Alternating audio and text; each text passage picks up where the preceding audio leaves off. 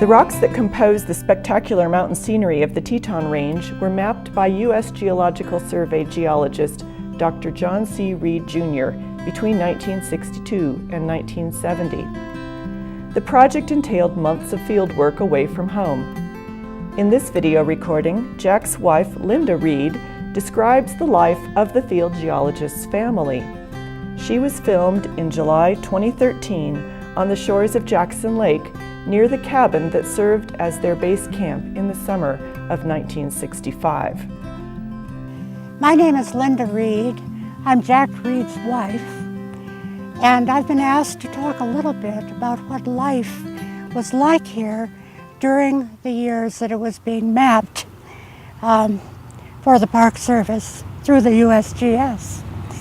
I would come in short bursts, that was usually the first couple of years, go out in the field with Jack, where I played camp manager and unpaid field assistant.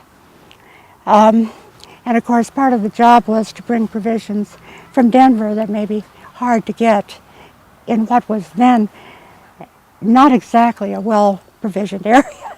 The groceries were very small. So I would go out with him for a week, come in maybe a second week, and then go back home. Later on, when the family was able to come too, we actually spent 3 seasons up here. One, when our daughter was 3 and our son was 4 months of age. And then we were living in a little cabin over at Taggart Creek, very rustic. I think there were only about 4 cabins there. Having a 4-month-old, the life for that month, and it was only a month, was taking care of the baby, of course, and then being the base camp manager and trying to provide an environment for Jack to come home to, review his work, make notes, and so on, feed him well, because the work he was doing was very, very physically hard, and then send him on his way again. I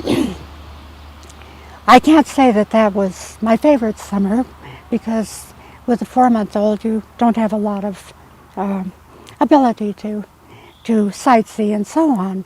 However, the second summer that we were here with the family, Yada years, so our daughter was 4 and our son was about 16 months and very mobile. And we were located in a cabin a few hundred yards down the beach, round the bend from here. It had been an old, I suppose, hunting cabin or fishing cabin. Obviously belonged to a wealthy person, because although it was extremely run down, it had touches such as a gorgeous rustic, non-functional fireplace and parquet floors, real parquet floors, which I had never seen before. The kids and I stayed there this summer, the whole summer.